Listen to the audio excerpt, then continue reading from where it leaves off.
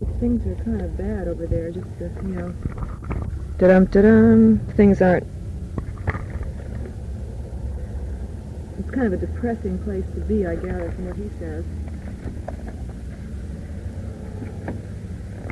So, but he's fine, slow.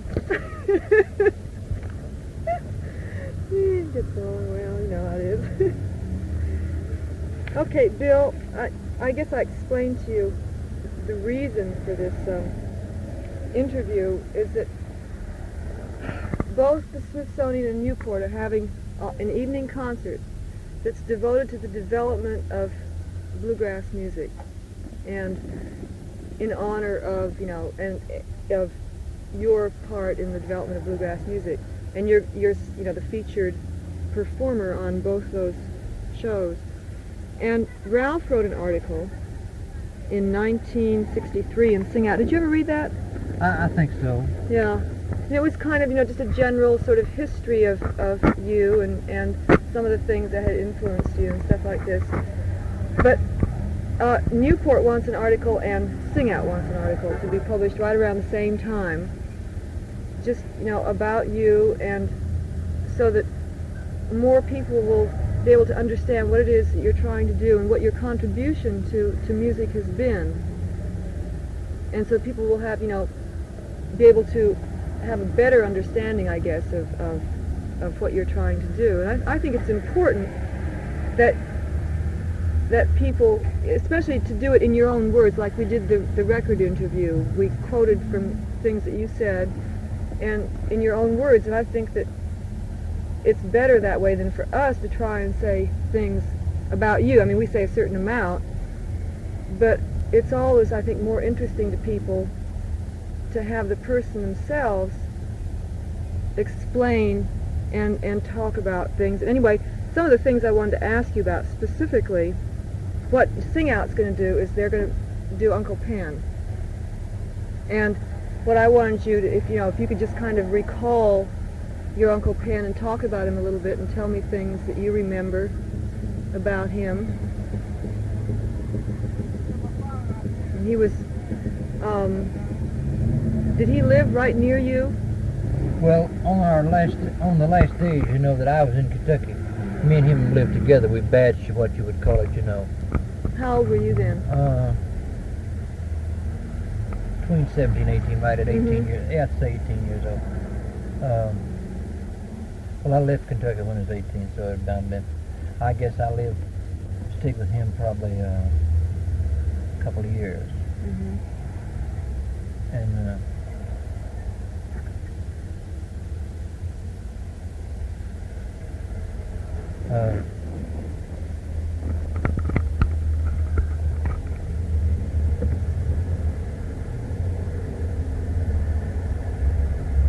You can open that window if you want, Bill. that's fine. Well, he was around, wasn't he, when you were a small boy? Yeah, I can remember him when I was real small. Yeah. I guess I can remember him back when I was 8, 9 years old, or Mm-hmm. 7 or 8 years old. And back them days, you kept quiet and listened to what other older people talked about, and if you didn't, you would run out of the room, And he was, was more the age of my father, and my father respected him, as a brother-in-law, and we thought he was a wonderful uncle, and he was. And then of a night, the older ones of the family would always, ask him to play, and he would play. If we didn't have if it was just a fiddle, Mm-hmm. why he would play, and we'd sit around him, and listen at him and watch him, and did you ever see a picture of him? I never have. Do you have a picture of him? Yeah. He was your father's sister's husband? He was my sister's brother, not my sister, but my Your mother's brother. brother. I My see. mother's brother. Okay. Did he spend a lot of time at your house then when you Well, were a boy? later on, he had family trouble, and his wife left him. They had 2 children, and the daughter stayed with the woman, and the boy Cecil Vannever, stayed with Uncle Penn. And later on, the boy died. I can remember him being buried there at Rosine. How old was he when he died, though? He must have been around 22 years old or something like that when he died. But I can remember him singing, at his funeral. And Uncle Penn, I can remember Uncle Penn there. And of course, I was older then, of course. And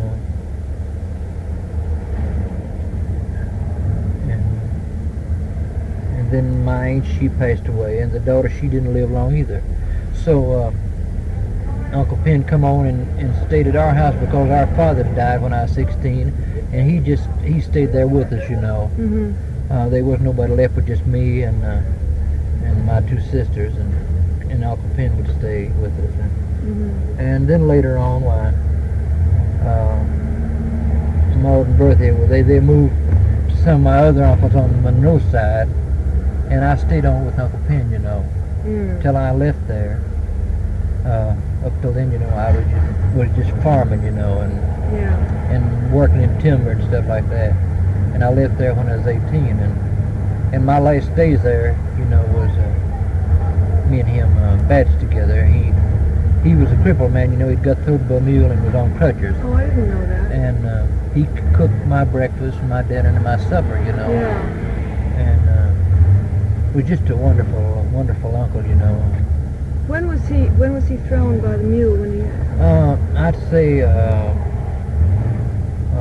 must have been around 14 years old, something like that, 13 or 14. And he played the fiddle, didn't he? Yeah. Well, tell me something. Did he how did he come to play the fiddle? Do you know how he got? Well, I believe that the Vannevers, they seemed like they was gifted music, but just in their family, and they could all play, they could all sing some, and they could fiddle the old time breakdown fiddle numbers, and they played just, to listen to, and they liked it themselves, and I believe today that you have got to really like music, and you've got to like you've got to see something in your own playing to make it good for the people. You have to believe in it yourself. That's right. You have to feel it in your heart, and you've got to love to hear the melody and the words and everything. Yeah. Well, did Uncle Penn's father or mother play at all? Do you know? I don't know. You don't know? No, I don't. But as long as you can remember, he played the fiddle, and you used to hear him. And my mother could play a fiddle too. She did? Of course, yeah, but she couldn't play like he could play. Yeah. But she could dance the old time, back step and that kind of stuff. And Uncle Penn could do the old time Kentucky back step, and I learned how to do it, from him. Yeah.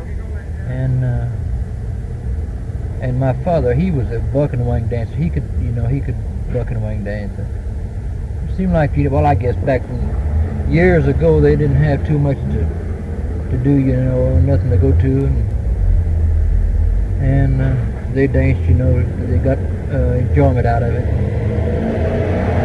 And there's enjoyment, to get to dance to music, to hear music and keep time with it. And of course, the more steps you have, the more you enjoy it. It's just like kind of learning more about music. Yeah. I want to check something just before we... I'm not used to these machines. It would be great. I can see us sitting here talking, and I'd get through and I wouldn't have a word on tape. And then go back to Washington. And say, guess what, Ralph? Guess I've what, got Newport? every bit of it down. Yeah, you sure have. I'd never hear the end of that. Oh, I'd be so embarrassed.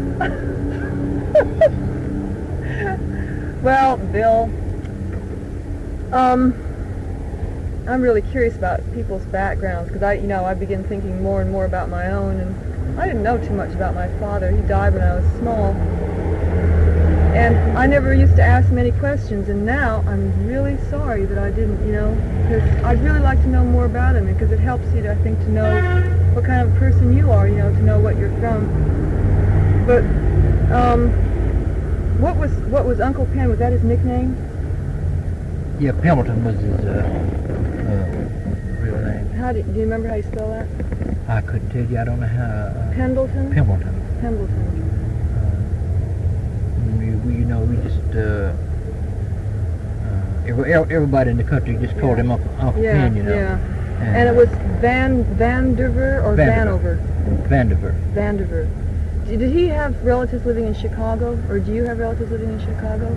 I have some relatives living in Marion, Indiana, and up in that part of the country. Mm-hmm. And I guess there's some Vandivers still living in Kentucky, of course, Yeah. But you can't think of any around Chicago? There's a Stanley Vandiver living in Marion, Indiana, and that's the only one. Is he related to Uncle He's a Pen? cousin. He's a cousin of mine. I don't know too much about my mother's side of our family, and I don't know near as much about the Monroes, as I should know. Yeah. We never realized. I was the last one in the family, and I think they know the least of anybody in the family. Oh, the last to know. But tell me something. What can you tell me a little bit about the house where you grew up, and what it was like, and what it was like when Uncle Pen used to come over and sit around and play, and used to listen to him? Well, all of our family was born in a log house in Kentucky, out from Rosine. But Bertha and me, the two last ones, and they had built another house then up the road, and Bertha and me was born there. And that house had 2 big rooms and a hall, I believe. And that's the first time I can remember of Uncle Pen coming around, to visit us on Sunday and bringing his family along, and driving up with a team of mules, and a wagon. He did come with a wagon. That's the way that they would come. Either that or they'd have a buggy. More so it was a wagon, And I can remember him coming and spending a Sunday, or coming on Saturday and staying Saturday night and while Sunday, then going back home. Yeah. And that's really nice. and we got to visit them, once in a while like that. And I thought it was great, to get to go to one of my aunts on the Vandiver side, and stay a weekend. All of the Monroes lived right along in rotation, They lived 1.5 miles of each other, all of the brothers. Uncle Jack Monroe, then James Buchanan, my father. Yeah. Down the road 1 mile was my Uncle Andrew Monroe. On around the road about 1 mile was where my grandfather lived, and that place was given to Uncle Birch Monroe because he looked after my grandfather. And all around the road, I'd say 2 miles, was William Monroe, the man that I was named after, Uncle Willie. And that was all just, their farms joined each other, and they stayed pretty close together. If something was wrong with one man, why the others looked after him. And that's kind of the way that they worked. Yeah. Well, when they lived close together like this, and they all had farms. That's right. Did they raise crops, or were they just small farms, or did they have really big farms that they had to? Well, now our farm was 650 acres. I remember that. That's pretty big. And we raised corn, and wheat and tobacco. And of course we raised a big garden. They had about an acre garden to take care of all of our family, and I'd say close to an acre potatoes. Yeah. And my father always, fattened his own hogs and put his own meat away. Did you butcher your own hogs too? That's right. And my mother always had a lot of chickens, a lot of hens, and she, looked after them and would save the eggs, and my father, could use the money to come out of the eggs to buy sugar, coffee, and what little, and kerosene, coal oil, what, you had your lights with, and as for electricity was in that country. And that's kind of the way it was. Yeah. Do you remember what kind of a man your father was? Do you have a real clear picture of him? I do have a wonderful picture of my father. When I was real small, I was too small to go with him, and he worked hard, and he had men that he worked for him. And I would want to go, and when I couldn't go, maybe I would say something about him, and I remember my mother would really get me. But later on, when I got to seeing what kind of a man he really was, and the kind of man I really wanted to follow, he was a truthful man, and honest, and would do you a favor, and he was kind of I'm this much like him. If I do you a favor, I might ask you for one, and that was the kind of a man he was. And I have tried to grow up under what kind of a man I thought he was like. I know I have an awful soft heart, and I've often wondered about him. I imagine he did too. You think he did? I kind of believe that he did have. Was he strict, kind of on the outside? Oh, he and was gruff? strict. Alice, he had a much better education than I've got. How far in school did he go, Bill? He just went through the 8th grade, but back them days, you see, 8th grade was a good education. Yeah. And he kept his own books. And I still have all of his books, that he kept. And they lead way on back. I don't remember what year he started keeping them. And no matter what he bought, you'll find it in the book. If it was a plug of tobacco, if it was anything like that, sugar or anything, don't matter if it was a nickel, it was put in that book. Yeah. And it's plain. He used indelible pencil. You've seen them, haven't you? I'm not sure if I have or not. And that's the kind of pencil that he used, and is that like a kind of like a pen, it's but with a point that you stick in? It's the same kind of a point, a pencil's got, but it leaves a blue-looking mark, that keeps on staying. Yes, I have too. And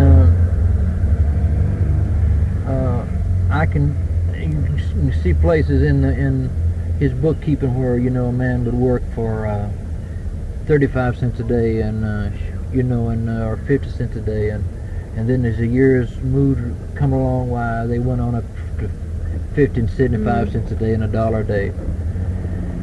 And I can remember before he passed away that he was paying 2.50 a day. So you see that times have changed. They're really changing fast. They're changing now too. Huh? So he was a good man to follow, and he was a good leader, and in my work, that's one thing I have tried to be, is a leader for the people that's followed my kind of work. It's a wonder that I didn't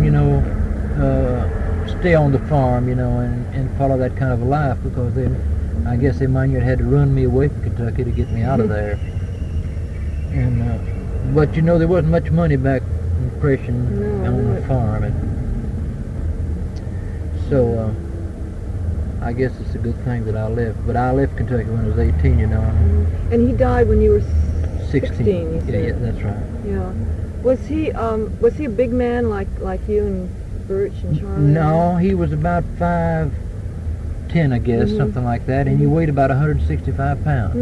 The Monroes must have taken their bigness, I guess, from our mother's side in a way of being tall, Yeah, was she tall? Yes, she was. And, of course, some of the other Monroes, now, like the man I was named after, Uncle William Monroe, he was a big man, too. I guess 200-something, and weighed about 6'2" or 6'4". That's big, yeah. And so I don't really know where we got our weight from. We must have eaten a lot or something. Your mother must have been a good cook. She was a wonderful cook. She fixed the best green beans and potatoes and biscuits you ever tasted. Oh, Lord. Hey, We didn't have too many things on the table, but what we had was good, Alice. it was good. And It that's really what was. counts, isn't it? It really does count. Well, what about your grandfather? Do you remember him much? No, I don't. That's why I said a while ago, I don't know as much about the Monroes Yeah. or the Vanivers as I should know. Mm-hmm. I've heard my brothers and my father talk about them, but when you're small, you don't remember a lot of things. You just don't pay too much attention, I think. One thing that sometimes. did to stay in my mind, and I can remember most of them, is the fiddle numbers that Uncle Penn played. Now that really stuck to me. I can play, I guess, 90 or 95% of every tune that he played, and could still remember. And I don't know how that stuck with me that close. Yeah, I was just going to ask you, why do you think, things like that stuck with you instead of other things? I don't really know that. I must have listened to him awful close when he was playing, and well, we did play for square dances, I'd say when I was around 12, 13 years old. And you played with him? Yeah, we used to ride mules back, and go play for square dances around through the country. Any place that would want us, they'd send us word to come, and we'd make a little money out of it, never over $5 a night, and most of the time a couple of dollars a night. Well, did Uncle Penn play the guitar? I mean, the fiddle, and then did you play? I played the guitar. You played the guitar yeah. with him then. It was just the two of you? That's right. Huh. And you were about 12 or 13? Yeah, something like that. Gee, that's interesting, Bill.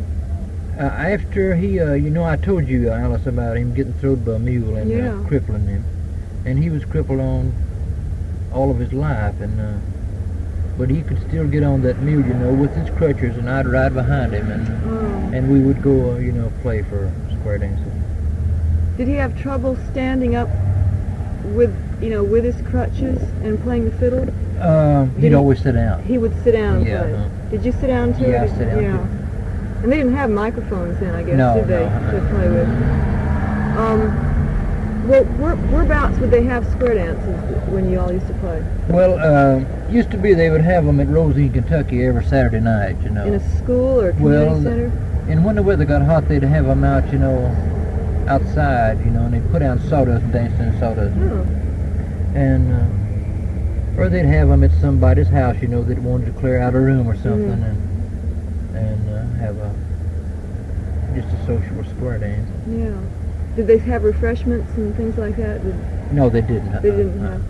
No. Would they start early and go pretty late, or? They generally would start around 8 o'clock, and go on up till about midnight. Yeah. And you just carried the instruments right with you on the mule then? That's right. Well, that's really neat. How far did you have to go sometimes? Well, 1.5 miles or 2 miles, 3 miles, something like that. Wow.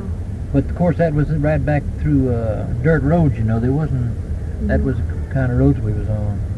Yeah. Now tell me something. Why would Uncle Penn take you with him instead of, say, Birch or Charlie, who were older? Well, maybe they had done left Kentucky, you see. They left there before I did. And they went to Detroit and on into Indiana, and they was working in some places like that. And I guess they was gone, when we done a lot of that. Yeah. Do you think that Uncle Penn had a big influence on you? Yes, he did. As a child? Yes. He would, he would tell me things that he thought I should do, and if he never told me anything, I knew I was doing pretty well right, About the music, you mean? Or anything. Or just general. Anything. Yeah. That's right. He was kind of like a guide. That's right.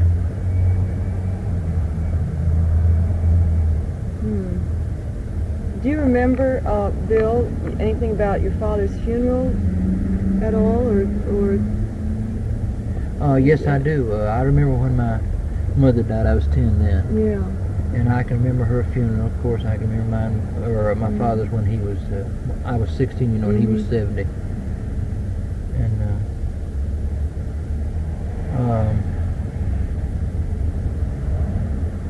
at 10 years old, when some of your people dies, it's not as hard on you as it is, you know, after you get up, I don't think, to where you really understand a little bit better. I agree. And to know that was the last one of them there, that really hurt too, you know. And it's kind of like being put out on your own then to look out for yourself. Or brothers and sisters will help each other, but they don't. They can't take the place of a father or mother. Did you feel pretty much alone then after? And yes, I did. I felt that is. Well, I guess most of my life, you know, I have felt a lot of days I'd feel, you know, like that, because I can see that through, you know, some of my music. It's I can feel it down through the music, you know, about lonely or lonesome, you know, and you I don't. If you was raised in the city, you probably don't know so much about it, but. Being from the country, you know, there wasn't much going on there, and you have so much time to think and remember things, you know, that happened when you was a kid. And I can, you know, I can see that touch of the way that I feel down through my songs and through blues and that kind of stuff. Yeah.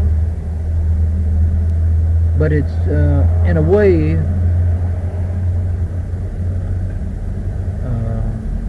at times, a lonesome feeling is a good feeling at times, you know. If you're in the mood, you know, if you're really moody, why, that seems like everything works together. You really get lonesome, and maybe I think blues is awful bad to have. Yeah. I think blues and being lonesome is two different You do. things. That's true, because one is, I guess, blues is just feeling kind of depressed, but sometimes people need to be alone, you know. Yeah. Feel kind of lonesome. And you think that you want to think things out, you know, and you want to think about things that happened back years ago, and so many things that did happen, I have never forgotten about them, and they cross my mind, you know, a lot of times. Yeah. And I think about how bad the times was, you know, and how short the money was, and how my father went about making the money to raise 8 children, you know. And you know, what you take today, it's a problem to raise a child, because it takes a lot of money, and groceries has really gone sky high. Haven't they? Wow. Of course, back in them days, like I told you, we had a good garden and saved everything we could save. We knew we had to, for that winter was coming, and there was going to be a bad winter, cold. And I think winters back then was so much worse than they are today. Of course, you've got better equipment to heat with today, but Did you just have fireplaces? had a fireplace and a cook stove, you know, a wood cook stove. Yeah. Did you have to get the wood from right around? Well, we had plenty of wood. Yeah. We had plenty of coal on the place, but we always burnt wood for some reason. You know, it's a cleaner heat. The wood. That's right. Yeah, it smells good too. And it don't leave the house smoked up, and coal, you know, will, I think. Yeah. Did you have a mine on the land where your father? We had a coal mines, and in the fall of the year, they worked the coal mines, you know, to furnish the 2 or 3 little towns with coal. Now, like Rosine, I guess there's 150 families there, and a lot of them, you know, use coal, and they'd want 100 bushel put in, or 150. Then Horse Branch was up the road 3 miles further, and Horton was where I went to school at, was west of Rosine a little ways, about 3 miles. So I can remember back in the early days, we'd have 6 or 8 teams of mules and horses Yeah. going, you know, all the time. And some hauling coal, some hauling lumber, some hauling ties, cross tie, telephone poles, and some plowing. And it was there was work going, you know. And just like I told you, my father was a leader. He just told them to follow him. He didn't say, get out, you had to do this and you had to do that. Right. He just said, follow me. And he worked. And he worked, too. and they knew they had to work with him. And if they didn't work with him, you know, they probably couldn't keep the job. And if they didn't come in at 6 o'clock in the morning, they come in 9, well, they got 3/4 of a day, you know, and that's the way he kept his books. Did the men like your father, the men who worked for him? Did they? You think they had a lot of respect for him? And I have never heard nobody that said a word against my father in any way. What kind of men did he have working for him? Well, he had. I know there was a good many of the Vanivers, you know, that worked for him. Like, you know, you had to make cross ties with a broad axe, and a lot of the people, you know, they worked for him like that. And there was different people in the country, you know, who lived nearby there that worked for him. People named Kirkendalls or Wilsons and Burtons and Goodmans. And some people, you know, could make a good cross tie. Well, they got paid so much a tie, maybe 10 cents a tie for making the tie. And and if after he would get through with his coal work, you know, in the fall and winter, well, then he would start on timber, you know. Oh yeah. And was there a lot of timber on your land? Yes, there was. And that spring, when spring would come around, well, you'd go to fixing fences, you know, and then you'd get ready to farm that for 2 or 3 months. So he was really busy then all the year. Busy. What kind of mines were they built? Do you remember? Were they shaft mines or There was mines where you'd go in at the side of the hill, you know, and you dig your way back in. I see, yeah. And you prop as you go, and you lay your own track. You lay a wood track, you know, and you might have a little jennet or, you know, a little mule to pull the coal out from where it would be. Yeah. And then it would go on down to the tipple, you know, and dump itself, you see. And that's the way they worked there. And they'd have about 2 coal miners, you see. Yeah. Well, did you ever work in your father's mines? I have been in them, you know. I was small then, and I have been back in them, and I thought it was great, you know, to get to go back and and you went with a little carbide light, you know. Yeah. You couldn't see much, and but I know in the summertime it was cool back in, and I thought that was really be a wonderful place to work. I wonder if the miners thought it was good. Oh, we got sore backs. Yeah. Well, what did Uncle Penn do for a living? Do you know, Bill? He was a farmer, and then later on in life he done a lot of trading. Like if he stayed the weekend with us, well, he'd start out on Monday morning, and he'd go from one friend's house or on through to whoever he could run into, you know. If he started out with a mule or a horse riding, and if he had a pocket knife or something, he would keep trading, you know, and trade for food, and maybe he would come back into that week with that same horse and a cow. That's so he must have been a good trader. You never went with him when he did that? No, I didn't.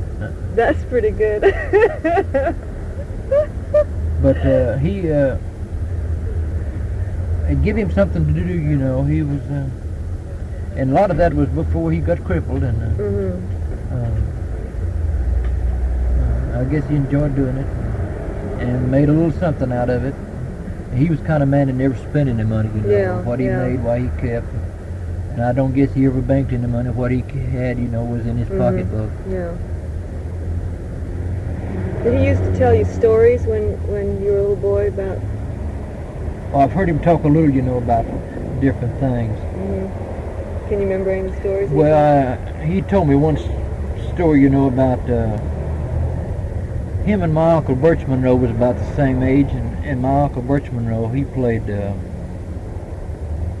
bass fiddle, you know, one of them, you know, that you played with a bow. Oh, he played it with a bow. And Oh, well. and he could play a little fiddle too, but I know they went to Illinois or Indiana up in there, and they was gonna, you know, go up there and get work on the farm. And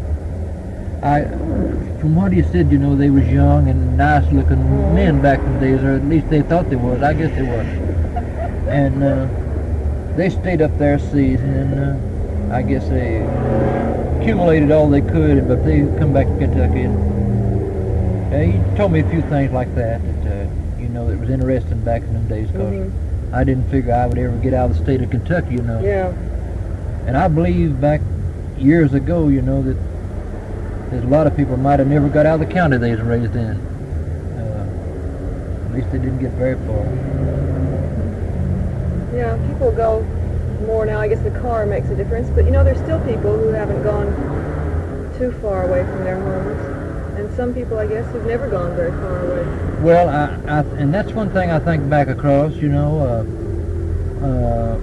just say Uncle Penn or some of my brothers, and there are different people around Kentucky and Rose in Kentucky where I was raised at.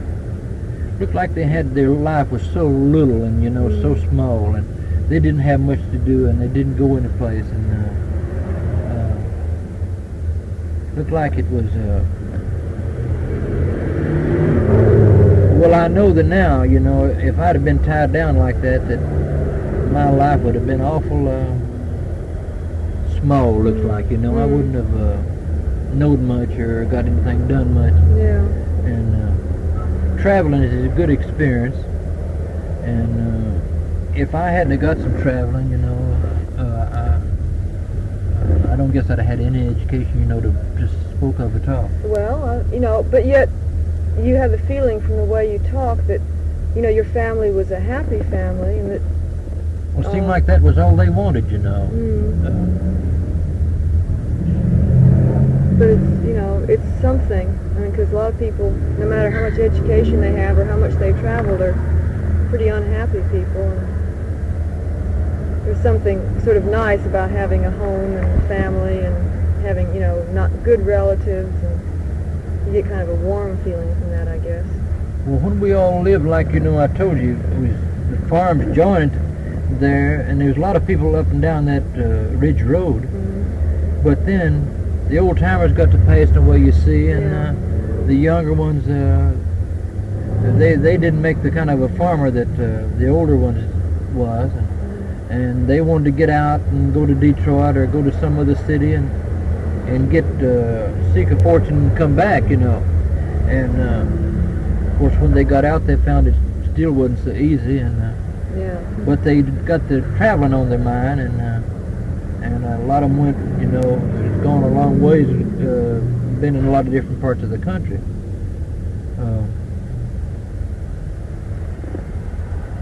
So I often think of, you know, how you could work on the farm and come in that night and have supper and go to bed and get up the next day and hitch up a team and go back and plow that corn again, and stay right around there in that same part of the country all week, and at the end of the year you were still right there. It looked like life would be you'd be so small like that, but you had never got to see anything much. Yeah. Did your parents ever talk about moving away, or did they ever talk? Do you remember that if they ever said anything about wishing they could leave or go? No, that was their home, and that they wanted to keep it there. Yeah, and that's a nice feeling too. They wanted to keep it there for, and there was enough land, you know, for the kids to have something left, and that's what they really meant it for, I think. Yeah, yeah. And if you're broke and if you still got a home, you've got something. You've got a place to go sleep. Yeah. But, and I think they kind of thought things out like that. Where did you go, Bill, right after your father died then?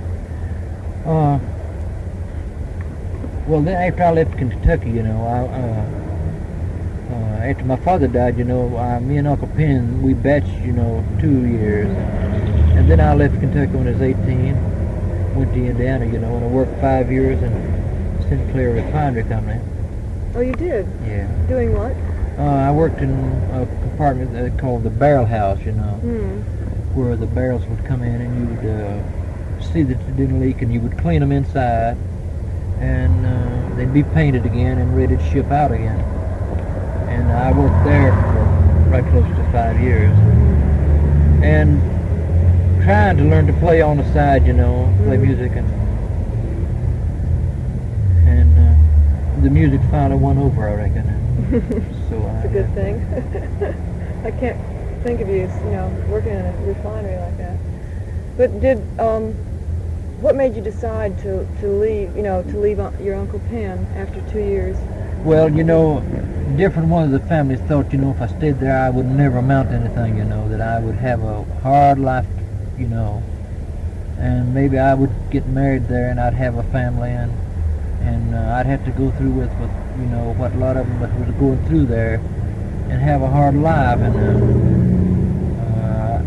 I guess if they hadn't, mind you'd shoved me out of Kentucky, I'd have still been there. Did you enjoy it? Did you Yes. enjoy while you were living with your Uncle Penn? Oh, yes, I did. Yeah. It was hard because I worked every day,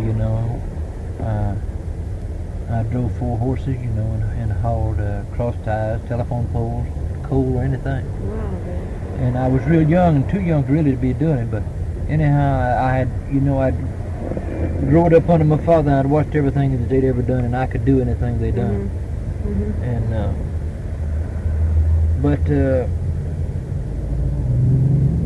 And it was just like a new life, a new world to leave there and go to a city, and when you'd never been out of the country, and start.